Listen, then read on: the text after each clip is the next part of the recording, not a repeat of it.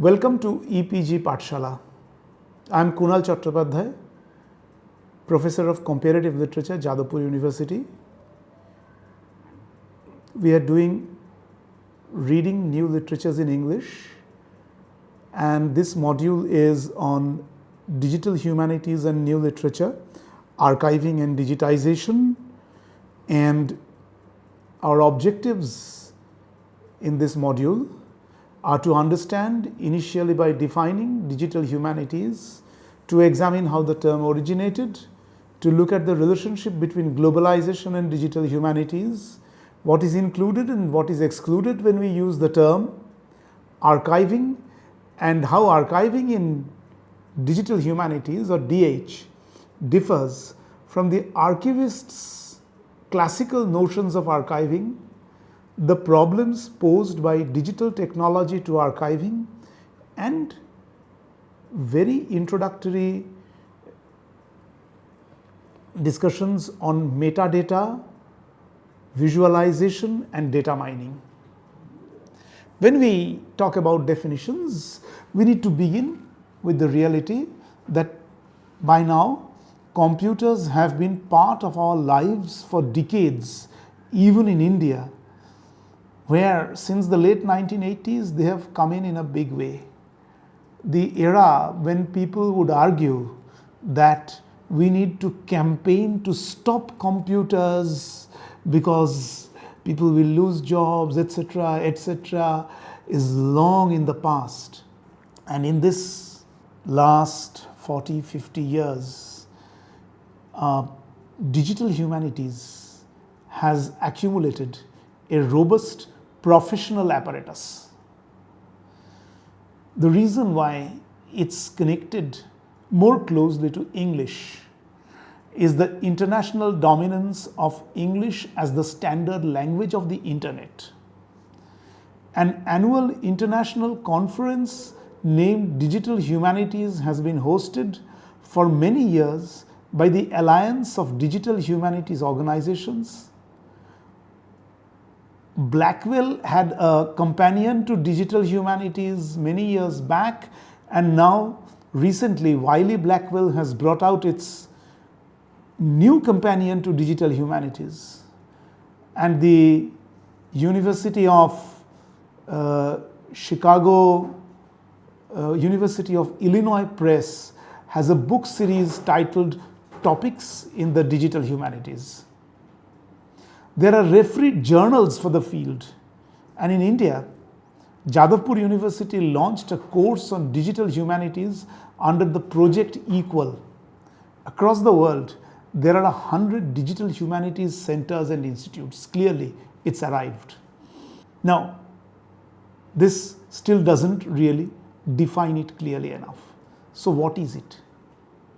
It's a field of study, research, teaching, and invention concerned with the intersection of computing and the disciplines of the humanities.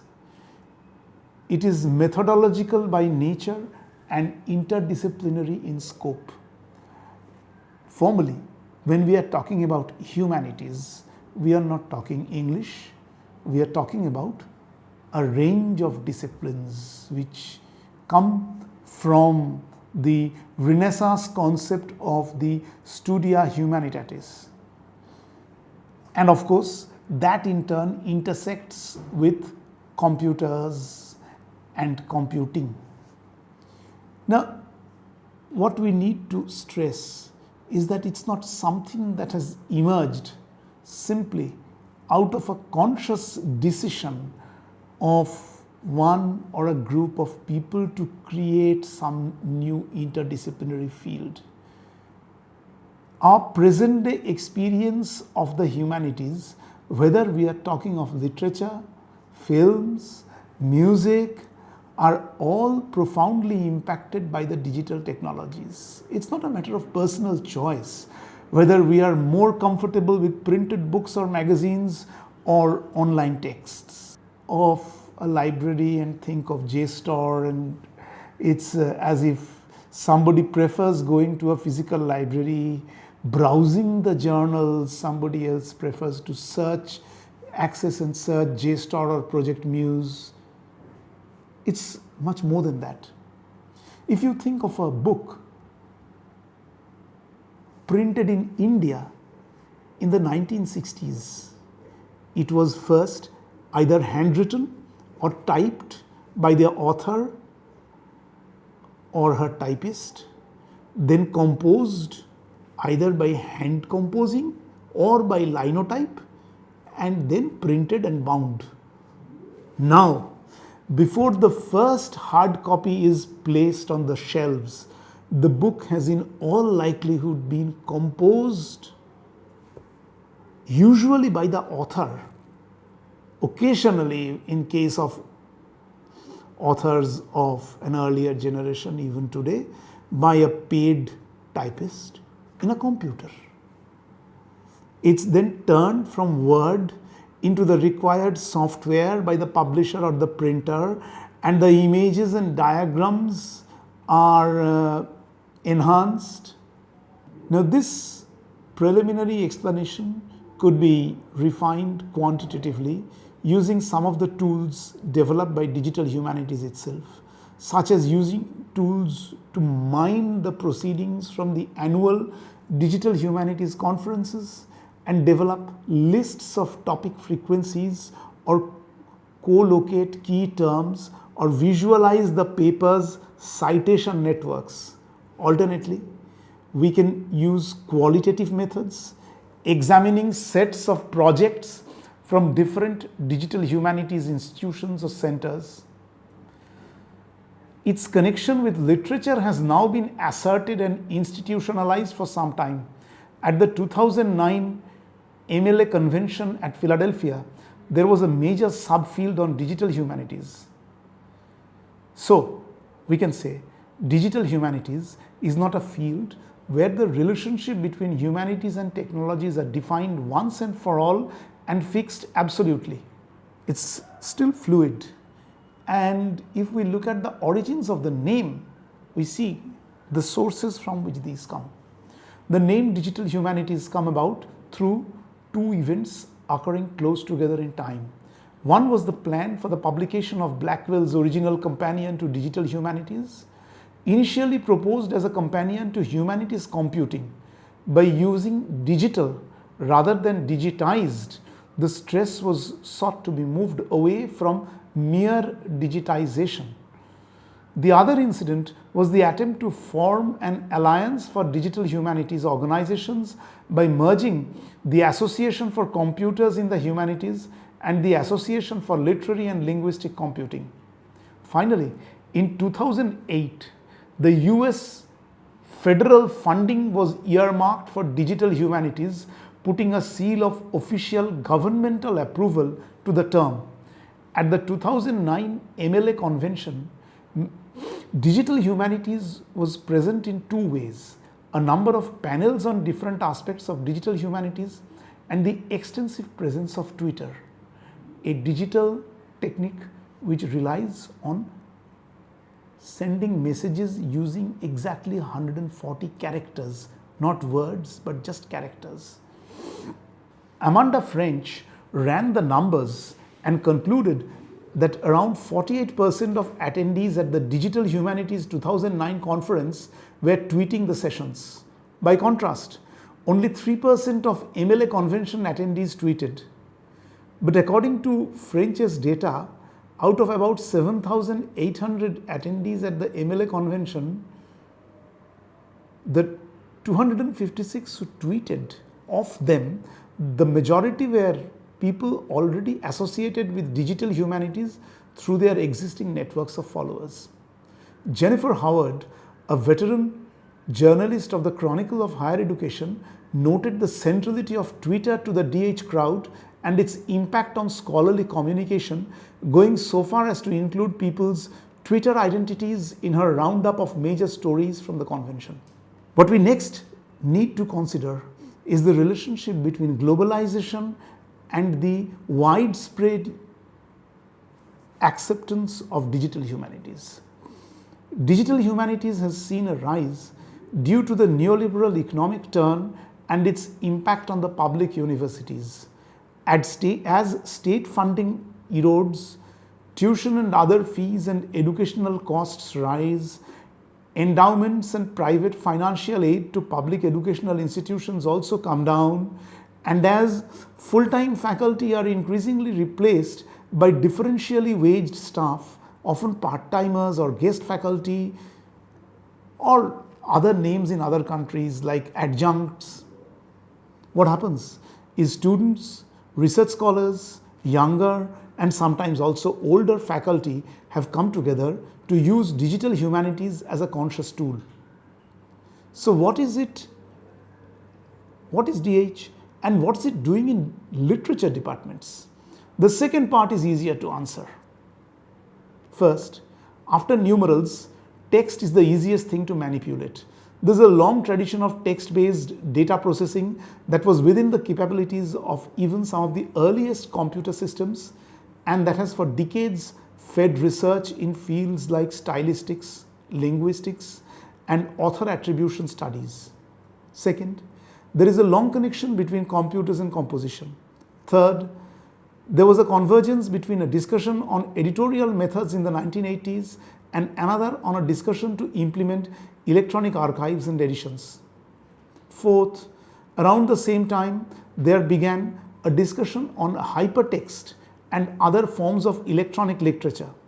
Fifth, the shift of literature departments to culture studies made them open to computers as central artifacts. Thus, Stuart Hall and his collaborators created a reader around the Sony Walkman. In recent times, on one hand, there has been a growth of electronic reading via Kindle, iPad, and other instruments. And on the other hand, there has been a vast expansion in text digitization, such as Project Gutenberg and Google Books.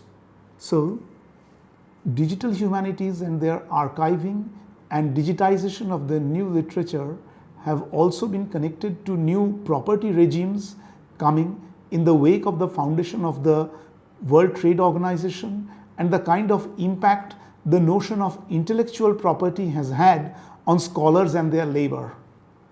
One particular issue is the forms of academic publication, peer review, over-formalized citation styles, connected to a cycle of publication, permanent job, API score, promotion are seen by many scholars as bureaucratic institutionalization.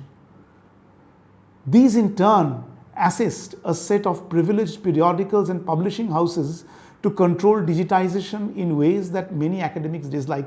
We are all aware of searching the net, finding an article which appears to be exactly what we were looking for, only to be blocked because we do not have access to it, because we do not have institutional access, or because we have to pay substantial amounts in dollars. Digital humanities is at this point a cry for an open scholarship and a pedagogy that are collaborative and depend on human networks and that are accessible online round the clock across the world. So here we move on to the question of inclusions and exclusions. What are we including in DH? What are we excluding? There is a problem with definitions that are too inclusive, but excessive rigidity also poses problems.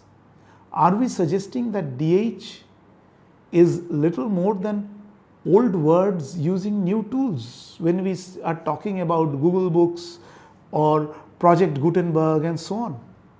Are we then talking about setups like the Folger Shakespeare Library and its digital resources, or the Bichitra project, the online Rabindranath Tagore Variorum? But even in these, the tools actually transform the way we handle the texts. These are very different from the physical archives that scholars have been accustomed to in the past.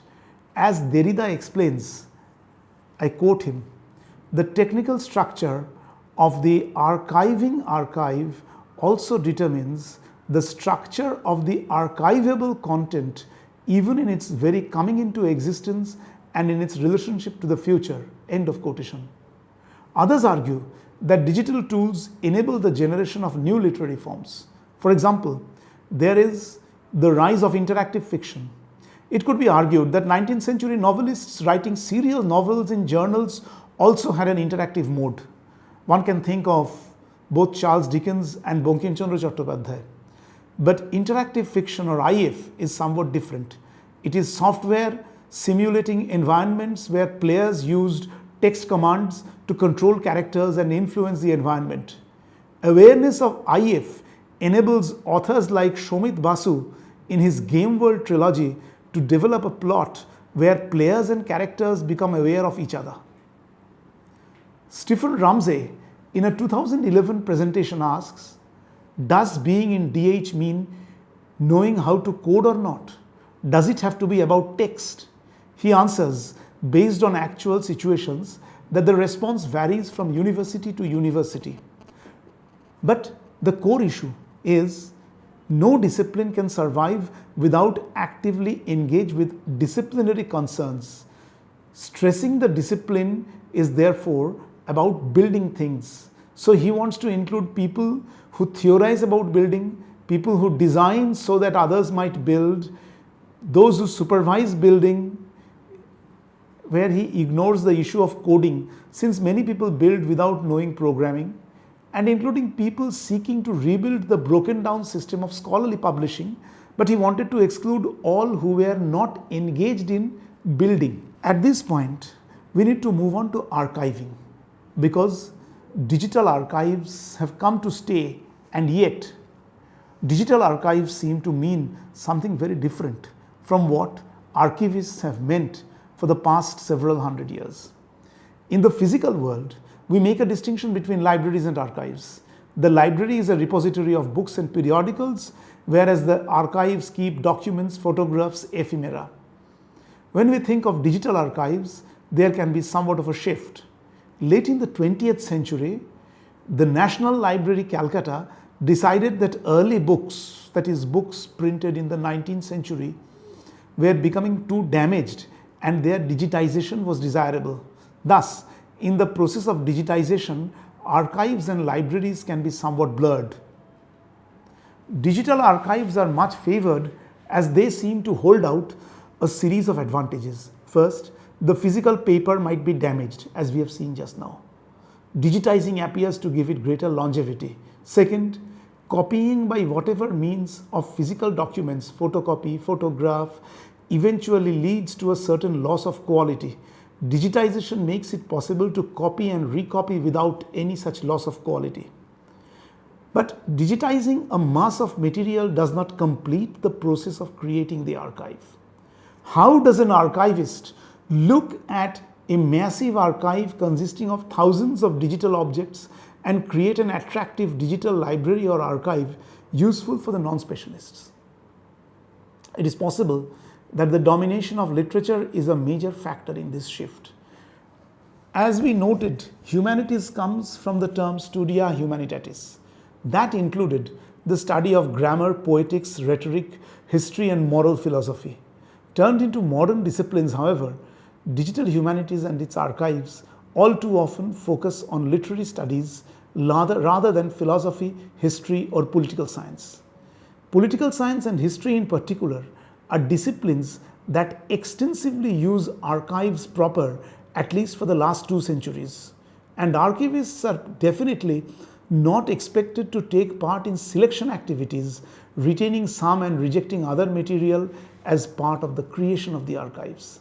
In classical archives, preserving context is also a vital part of retaining authenticity, which means that if you have a document which is part of one particular file, you keep it in that particular file. It doesn't matter that some other document throwing light on that first document is part of a completely different file. For example, when you are talking about the foreign policy of the Soviet Union and you have some material in the Stalin archives and others in the Communist International Dimitrov archives, you have to keep them separate. The scholar has to find them out. It's not possible for an archivist to decide that let's bring these together, because one scholar someday might find it useful to look at these two together. Digital humanities archives may make sense to literary scholars, but not often to historians or political scientists or other humanists.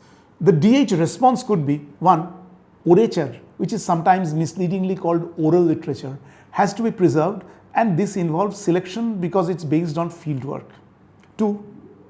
The archives created by digital humanists are themselves archives in that they represent the records of those people's own professional activities. Third, in the field of DH, archives has a different meaning, just as realism has different meanings in literature and political science. But when we look at digital archives, digital technology itself creates a new set of problems. These may not be insurmountable, but we need to recognize that it's a new kind of problem. The archive is a place where you store documents for long periods. In the West Bengal State Archives, for example, a historian will be finding early documents of the East India Company dating back to the plots against Siraj-ud-Dowla, the grant of Diwani, and so on. Even today, scholars working on that particular subject will have to go back to that archive. Today, the average student uses computers that 25 years ago even cutting-edge workers could not use. This means the stored material also requires constant upgradation. Secondly, while digitization is easy, takes virtual space which is relatively cheaper to buy and expand than real space, it has its own problems. Keeping online archives for 20 years, to say nothing of 200, is a difficult matter. Typically, a website cannot be maintained for over 5 years at one go. Funding and other issues come up, even the space can be redefined. We can say that there are 3 core challenges in terms of technology. The first is redundancy. Computer data is stored in compressed magnetic disks, and these eventually wear out. So repeated copying and locating the copies in different sites is essential. This is often not clear to many practitioners of DH who come from mainly literary background with relatively little computer knowledge. Second, accessibility. The whole point of creating the archive is to ensure that scholars at a later date get access to the data. Typically, a scholar will search for certain type of information. 2 aspects come in here. One is retrieval, which is dependent on how the data is coded and stored. The other is forward and backward compatibility, which means that you created data at a particular time, say 2000. How will it be retrieved in 2050? Finally, you have the question of renewal and depreciation. Hardware wears out. Domain names are not purchased, as is our conception with property in the physical world, but merely leased. Softwares also change. Thus, records need to be made and stored in forms that permit easier renewal and the tackling of depreciation. Open technology, rather than technology over which one concern holds complete control, is preferable. We now move to metadata and visualization. People listen to music, post photos, locate video, manage finances, connect with others through SMS and other things, and these are all done using a variety of applications and online techniques. YouTube, Instagram, email, MMS, Twitter. This content comes with metadata. Information about the item's creation, name, topic, features, and the like. Metadata is key to the functionality of the systems holding the content, enabling users to find items of interest, record essential information about them, and share that information with others. We can say that metadata can be divided into 3 types. Descriptive metadata, which describes for the purpose of identification, title, author, keyword. Structural metadata, which indicates how compound objects are put together. For example, how pages come together to form chapters. Administrative metadata, which gives data about when and how a resource was created, who can access it, and other technical information. Visual data exploration allows faster data exploration and generally provides a better result than automatic data mining algorithms. The classification of Visual data mining techniques are done in 3 dimensions: data type to be visualized, visualization technique, and interaction and distortion. There exist a large number of different visualization techniques, all dependent on the visual suitability to the type of data that are to be visualized. Finally, you have different techniques which you can use for visually looking at first the gross and then the micro data, the details of the data. The role of data mining to extract information from a database that the user did not already know about is important. The result is findings of models and patterns which describes useful relationships. There are many ways to graphically represent a model. The visualizations that are used should therefore be chosen to maximize the value for the viewer. To be able to do this, we need to understand the user's needs and design the visualization after that.